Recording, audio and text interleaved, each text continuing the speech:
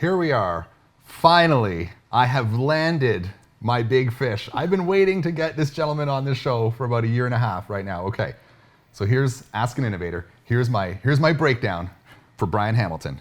City councillor, entrepreneur, innovator, game changer, father, brother, and lover. Yes, Brian Hamilton is a lover of all things Thunder Bay. A man who set his sights on the solitary goal of making change. A community in need, thirsty and ready for the progress of tomorrow. Disruption in life and in business is the opportunity to create a new normal. Normal is boring. Humans evolve. Brian Hamilton may be the evolution.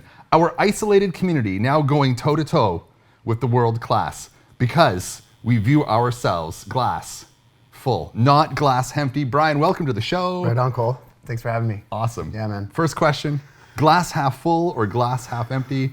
Is Thunder Bay a glass half full, glass half empty, or are we just happy to have water? We're probably actually, depends on where you're sitting in the spectrum. You know, if you are organizing people, right now the glass is half full because there's a lot of people, there's a lot of participation, there's like so much engagement and enthusiasm right now. So you could light a match in Thunder Bay and it's tinder dry and people are ready to participate in all kinds of stuff, from entrepreneurship, volunteers, grassroots organizations. So from that aspect, it's flourishing. We have people power in Thunder Bay. And as you know, being on this program, or hosting this program, but for me, that's what's really exciting. And that's where my work is certainly moving towards. And that's where my work has been, you know, with the buskers and the volunteerism that we're seeing. And you know, we have a huge culture, and I'm sure you know this down at Shaw. You know, we have a huge culture of volunteerism in Thunder Bay, and it needs to be celebrated, and it is. And you know, even I got this job at City Hall. I'm starting in the next couple of weeks, and there's a whole committee dedicated just to appreciating volunteers. So no big deal. You're just now City Council, elected by the. No big deal. Elected, really, right? Yeah. And you're councillor elect. You're going to be inaugurated shortly. Right. So let's build on that. Yeah. You mentioned that we are like, how did you say it? Dry kindling, ready for the match to strike. Right. Do you think that your election, your win in the election, has to do with people saying we are ready for change? Yes. Do you think that Brian Hamilton represents this change? Well, yeah, and they got to know what they bought into, because it's not like we're coming into with a huge surplus of money. My change that I represent is actually almost separate from even the happenings of City Hall. Change is going to be from, you know, Maylin Hurley, who you know, doing the craft revival in the this coming Sunday. That's the change. You know, definitely Superior Art Gallery with their urban infill. All this grassroots stuff, that is actually the meat on the bones of this city. So, you know, I've been talking with a lot of councillors, city officials, administration. They have their work to do and they're the bones of the city. But the good, juicy stuff, the stuff that makes the city, the stuff, the value, that's all going to come from the people. And a lot of that stuff is completely people-driven. It's motivated entrepreneurs, and it's like I said, it's volunteers. You know, so I got 120,000 new bosses. I'm nervous, you know, as heck about that. But I think a lot of my activism and the work that I want to do in the community is going to be kind of a little bit separate from that. It's going to complement it certainly, but it's definitely going to be. I'm not going to be stopping there. I'm still going to work with Jim Stady. We got a big plan to raise capital, help people out, and get things cooking. Yeah, Jim, obviously a friend of the show. You mentioned 120,000 new bosses. You've been an entrepreneur and self-employed and innovator in many ways for a very long time. Now you have 120,000 bosses. How do you wear that? How does that feel? Well, it feels good. I think anyone who's been to any of my businesses would know that I like to lead from the back, right? So I'm always listening to the people on the front line, and that's how we're going to do it. And that's how I think that's the real change that I'm kind of representing, is that everybody's going to have a voice through me. I was hired for this job to be a conduit for the people, right? So I want people. I went and talked to a grade 8 class the other day, and they were doing planning. So they showed us all their maps and how they wanted to see the city develop with their zoning structure. And I told them, you know, I'm like, don't feel nervous. you guys are the new, you guys are my boss. So don't have this like authoritarian hierarchy structure. The new normal, and like we were talking about before we started the show, that's the new normal, right? Is we're leading from the bottom up, and yeah, we're not letting people, behind anymore. We're looking forward from the back. I love it. John Maxwell is one of my all-time favorite personal development authors, and he talks a lot about leading from different positions, leading from the front, leading from the back, and leading from the middle. The point is that any human being, depending on who they are, can lead from any position in life. Absolutely. And we often talk in leadership or in as entrepreneurs about leading from the front, leading by example. Leading from the back is very interesting. Not a lot of people understand it. Can you build off that a little bit? And how do you lead from the back? Well, you listen. As an executive or someone at the top, and certainly this job is going to show me all of that. And my entrepreneur business has. You listen to the people that are getting their hands dirty. The people that are. Working on the front lines. Through the campaign, I had some people call me. They were just in a roads truck. They work for the city. They're in the roads department. They just called me up just to chat a little bit about what they saw. And it was kind of like an anonymous call, but it was like information. It was like awesome. It was so sincere and so genuine. And I really took that to heart. And I want to maintain that through my whole terms here in council, that I'm going to be approachable enough that people can feel free to, they're the boss. Like, you tell me what you want, right? I'm inspired too. I got my own ideas, so let's work on that together. I could help polish those good ideas, but I came in here and was elected to listen to the people. You bring us the ideas, let's polish them up and let's make them happen. Yeah, so. I love that leading from the back. What I'm hearing you say when I hear you describe what it's like to lead from the back, which is a very interesting concept, is about being relatable in a lot of ways. Totally. Are you relatable? Do you consider yourself relatable? Yeah, I think I'm relatable. I mean, I work in a coffee shop, so you kind of have to be. Work with a lot of my customers are all different wage, different salaries, different. You got students, travelers, hitchhikers, every single thing. So I like to relate to everybody. Yeah. I relate to big executives. I traveled around the world for a decade and met all kinds of people. And even the executives are. When it comes to beach time, we're all in this. We're all in the shorts, right? So yeah, we're all wearing the same stuff. You were gonna say Speedo? Yeah, I was. Yeah, that's fair. Yeah. The thing I love about you is that when you walk into your business, you are on the front lines. Yeah. You're there. You're leading from the front in a lot of ways. Totally. You're leading by example. You're making espresso. You're pouring coffee. You're engaging with customers. Do you think that's a big ingredient of your success as well? Yeah, definitely. Yeah, and that kind of reminds me, just back of playing football when I was younger. You never listen to the guy who's get down and do your push-ups. But if he goes down and does them before you, you're like, what can you really say? He's kind of putting it. He's like, here. Now let's see what you got, and I was always really inspired by that kind of philosophy. So, I brought that philosophy to everything that I do now for work. I do it, and to would-be entrepreneurs, I would say, just get in there, get started, do it, get to A. You don't have to get to Z, G, any of that. Get to A, and it's not a small thing to get to A. A is far away too. Every single plateau, you got to value every single step through the process and value it all, and you got to work your way to the top like that. A, B, C, D. A, B, C, D, E, F, G. We could go all the way down the line. Brian Hamilton is in the house on Ask An Innovator. We are so excited to have him. Like I said, this is one fish that I wanted to land for a long time, and the timing couldn't be even better after the recent election. So we're really excited to have Brian. We're going to save the whole last segment, so stick with us. We're going to save the whole last segment to the great question of what would the entrepreneur with a great idea not achieving their ambitions. Brian's going to unleash himself for 8 minutes, inspiring you all. So stick with us through 2 more segments. Be right back with Ask An Innovator.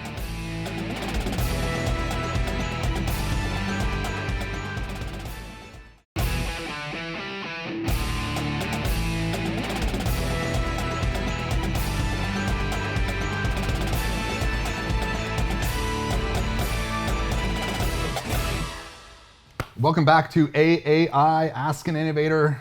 Brian Hamilton here. We're going to talk about personal development. We talked about creating a new normal, so personal development questions. We're going to try and hit personal development hard. Yeah. It's very trendy online right now, TED Talks. I think Google searches, affiliated marketing. big into personal development. People believe that they can empower themselves now. How do you empower yourself? I know you hit the gym. I see you at the gym all the time. Yeah. You travel extensively. Is your travel part of your personal development? It started out as being part of my personal development, but honestly, what it led back to was, again, back to the ABCD. It's the step out the door. You know, you could be sitting around waiting for a ride, or you could just walk out. And it's all, for me, it's always been about, you know, when I was 16, 17, we'd go out with the guys in the nighttime. Sunday would come. You know, you kind of feel a little groggy. You know, when you're just in your late high school, you know, you're hanging out down by the river, and you know, I really valued, like, Sundays. I would just go by myself into the forest, and I would have like a couple of moments to reflect on the weekend, my feelings, how I felt, and you know, it was in those couple of years that I really kind of truly found myself, where I was like, hey, I found my place in the play, and I was comfortable. I wasn't part of the big group. And I noticed people even my age, you know, I'm 43, people still have their peer group. And I kind of like a little bit, and not that I'm not friends with them, but we kind of like separated a little bit. Yeah. And I kind of became my own person. And in 1995, moved to British Columbia, and then it was completely alone. Like, as you know, moving to a big city, you spend hours and hours and days and days not talking to anybody. You know, you go in, you get your coffee, but you're kind of like living, walking around, checking it out. And I think that's kind of where I discovered, you know, how I fit into everything. And I kind of felt that smallness and that insignificance. And I think that's a huge part of what made me what I am, for sure. I follow you on social media. Your last trip to, was it Thailand? Nepal. Yeah. I felt I was there with you. Yeah. You met a bunch of random guys. Yeah. And did you just travel with them, and you made these connections, random connections, and just kind of let life unfold? When I first went to Thailand and Nepal, that's kind of what it was. Yeah. Now when I'm going, I'm different. You know, I don't really party. I like to wake up early and go to bed early as well. Yeah. But that young boy that I was traveling with, I helped him through school for like 15 years. Yeah. Amazing. You know, Yeah. aren't we getting older? Like, look at us go. Yeah. But anyway, and then he was able to fly. Once he graduated through his college program, he flew to Thailand to come meet me. So he brought his entourage, his brother, a couple friends. So we had like a bit of a crew. Let's dive into that a little bit, about your relationship with this young man and kind of how that started in 15 years. Yeah. That's really, really interesting. Totally. Well, Kathmandu is just this amazing place. So you're just walking around just like in a bewilderment. Yeah. And some young boy, which turned out to be my young sponsor kid's brother, walked up to me, you know, asked me for a tour. We ended up having a coffee. You know, and then he brought me to his home, and I met his little brother, who was 3 years old, and they had asked me the next day, I think, if I could sponsor him through school. And how long ago was this? That was probably 2004, 2003. Right. Yeah.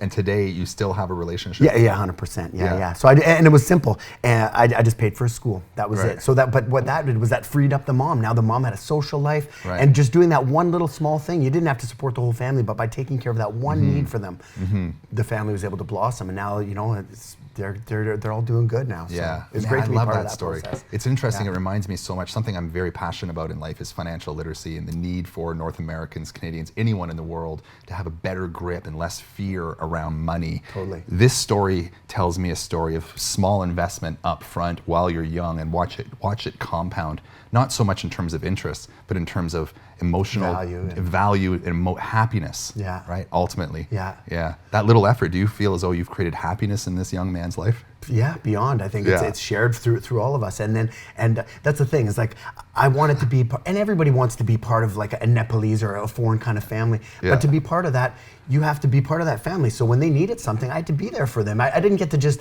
take the good parts and then not have the bad parts. Like if they needed me, they needed something. Anything, advice, support, finance, I had to be there for them. I couldn't just be like, hey, when I'm there, I got my special family, and you know, when it's bad times, okay, I'm gonna retreat. I have to be there for the full 9 yards. You know, I've been working with homeless people. While working with them, I've befriended a bunch of homeless people in Thunder Bay all summer. We've been down there. So when it's tough times, I got to go through those tough times with them. You know, and I was with them a lot of times when we were getting kicked off the curbs. Downtown, you know, no food, starving, you know, and having to work it out. I couldn't just leave and, you know, go back to my business and just pretend it wasn't all there. If I really, truly wanted to be friends with them, I had to kind of take the good with the bad, right? I hear the message that things are not important, people are. Yeah, absolutely. Yeah, that's amazing. That's what the show's all about. That's ultimately, innovation is really about, at the end of the day, is about serving others. We talk on the show a lot about business. You ask some of the more contemporary business minds today, their success, they'll tell you that their success has come from serving other people. Totally. Well, let's be real. Actually, a lot of people they look like business people. I look like but I got a voice down on Main Street. I wasn't always. I wasn't like, oh, what am I gonna do to make some money? And I never ever approached that. I started business. I was in Nepal in 2001 or 2002 after a breakup, trying to find myself. Yeah. I ended up getting buying a bunch of stuff. People were super poor and super desperate. There's a civil war there. I bought a bunch of stuff, sent it home, started a business as a means of giving support for those people that were struggling. I never got into it. I never crunched any of the numbers, any of that stuff. Yeah. All that stuff kind of happened organically. Even so now with my coffee shop, that's like a community hub.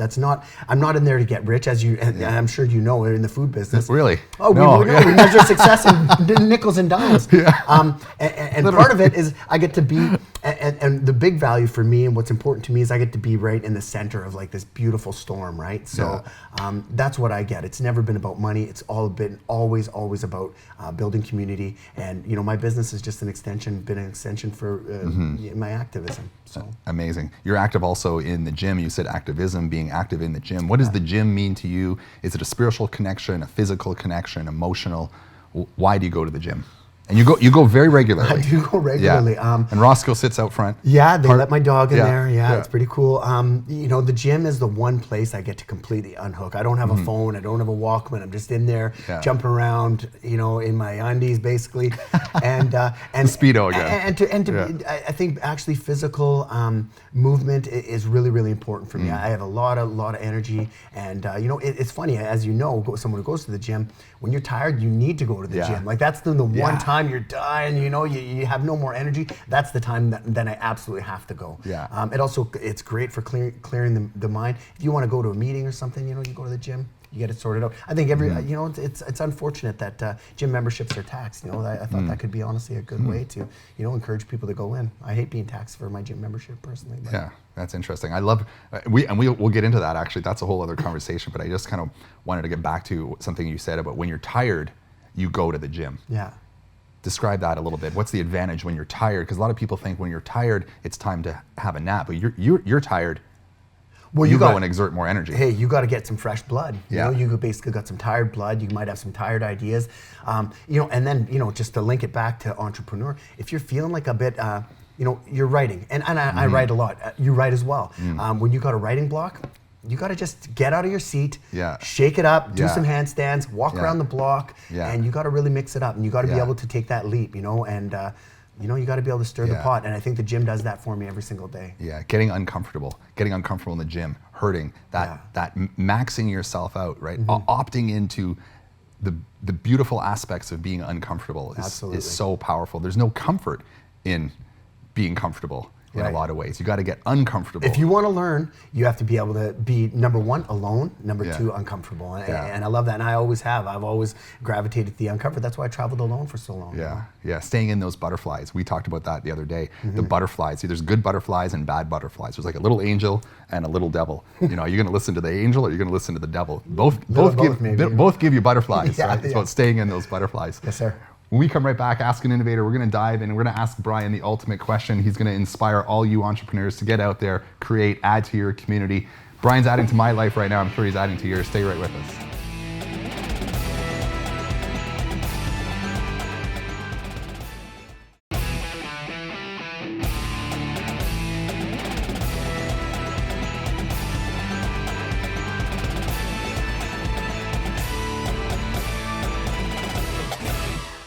Welcome back to Ask an Innovator. We have City Councillor Brian Hamilton. Simon Sinek is one of my all-time favorite TED Talk speakers. He describes a circle. The center of the circle is why, the next circle is your what, and the peripheral to that circle is your how. Your why, your what, and your how. Your why is your core. It's your center. It's why we do what we do. How we do it and what we do to get there is secondary to the why. What's your why? Why do you do what you do? We talked off camera. Some of the best conversations on this entire show happen off camera. Right, of course. That was a question you were asked in one of your city councillor. Yeah, it was probably the hardest question. Right. Hey, so tell us something about yourself. Why not ask you your why? What's your why? The hardest thing about, I gotta say, about my own personal, my deepest personal self-awareness is that I actually think it's super simple. I look up at the stars. I got my inspiration from the cosmos. So I kind of think that each individual one of us, in a profound way, is just a simple ball of energy that has its own kind of character and its own mass or whatever. And then everything else is just kind of like the fluff around it.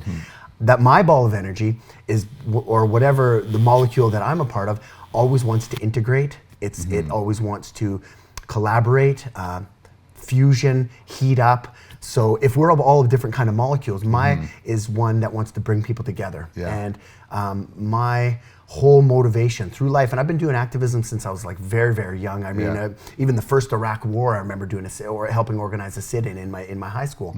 I always want to bring people together.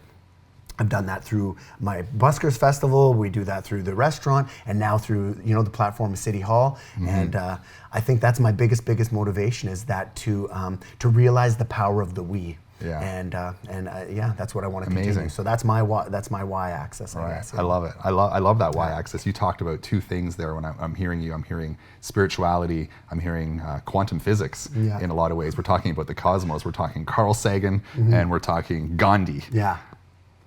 Are you somewhere in between? Yeah. And then that's the thing, is I don't even, like what we're talking about off camera here, is the why. Everything external from the why is just the happenings and the consequences of that first initial question. So I love that. Even for me, I don't have any idea of like the process. It's a bit, some people that know me might even think I'm a little bit unorganized, but it always comes together, because I'm always trying to not manage people, the value of people and the people power, but I really always want to include more and more people power, and I always want to widen my sphere of influence, right? So that's where I get my strength is from the people, and I think that's where we're going to do our best work as a community as well. Imagine a still puddle. You're standing over it with a rock, and you drop that rock, and you create a ripple effect. That ripple effect, your actions, the actions have dropped that rock, and that ripple effect in life. This is what I'm hearing you. Well, that's kindness. That's the very simplest thing. I've been doing like poverty advocacy for a long time, and we went to a movie, and like they had a movie at the Finlandia. I can't remember what it was called, and they talked. One of the people, the homeless people, talked specifically was about the one time a security guard let her sleep for a couple extra hours, and anyway, and that single moment propelled that gave her hope. It was like lasted for years and years, just that single act of like humanity that gave her that dignity to kind of move on. And so I just kind of like try to give as much as that, and I'm not completely infallible. I also you get energized and emotional, and I go through that as well, but I always just want to be the stone in the pond. That's like that's like kind of my ideal, where I always want to be. Mother Teresa, Nobel Prize winner, amongst other accolades, built her entire career leading from the back. As you said, working for people that have been less privileged. Very, very powerful. Totally. And then Jesus, the lesson with Jesus Christ, where he took the feet and he washed the feet of like the beggar. I had an amazing experience very similar to that. I had a homeless person downtown this summer that I had met, and I was able to take the basically oven mitts off of her feet, and it was like, man, I got to tell you, it was so profound and unbelievable, and replaced them with the pair of sneakers that I bought for her. And it was like the most amazing. I still kept those shoes that she has. I don't know what I got to do with them, but I could not believe that someone was in. But I got to have that feeling of, this is where I need to be. It's not about the executive level or the new executive, and the new bringing it back to innovation is right there. Putting being part of that process from the ground up. Man, I could talk to you for an hour just about the symbolism of those oven mitts and those shoes, and you keeping those, what that means to the ego. God, that's an amazing. We only have about 3 minutes left, and I really want to get. That was very profound. That just seriously touched me. Thank you for that. I want to leave our viewers with your thoughts on being an innovator, being an entrepreneur. What advice do you give to the would-be entrepreneur, the would-be innovator, the person with a great idea, facing that fear of putting themselves out there, putting that target on their back, and going to create something? Let's get our community innovating. Well, here it is. You don't go from A to K. You go from A to B. I know people that are out there maybe wanted to go out and look for some work right now. go get on the bus. Start from the absolute bottom. You know, my very first teachers weren't teachers, weren't professors, or, you know, were like taco time cashiers. Yeah.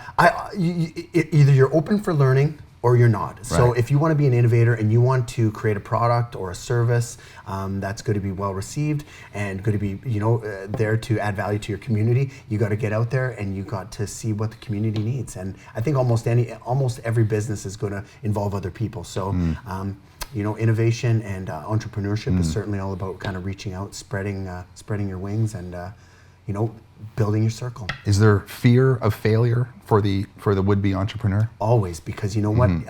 After this interview, at the end of every day, after I put my daughter to bed, I'm completely alone, and I know that a lot of the fears that I have and the successes and my failures are going to be, well, you know, the success you always share. You know, I always share my success. Failure you got to take by yourself, and that's hard, you know. You Sure. got to take some deep breaths, and then it's great having guys like you that are cheerleading other innovators and other entrepreneurs, because you know what, that really means a lot to us. And the success in failure Yeah, is very profound. of course, yeah, it Yeah. is. And hey, I failed a lot, and I made a lot of mistakes, but you know, out of the mistakes that I made, missteps I've had, I've never done anything out of malice. You know, there was missteps, there was emotional, you know, things that I've kind of gone through, but you know, here I am kind of floating at the end of it. So Yeah. I feel like, you know, the good Lord and the universe has kind of been there to kind of keep me buoyant through it all. So for me, that's very encouraging, and that kind of feels like the universal love a little bit, you know. Universal love. There you have it. We're gonna wind it up. We're gonna throw the show. We're gonna throw the show to the cosmos. Yeah, man. is what I'm trying to say. So good. I'm kind of speechless right now, Brian. I got you can't see it, but I actually got goosebumps going right now. That was really, really powerful. Get out there, innovate, reach out to Brian, mentor, mentee, face fears, opt into success, be courageous. Brian Hamilton, thank you so much again, All right, man. buddy. Thank Amazing, you so much, Cole. amazing. Yeah, man.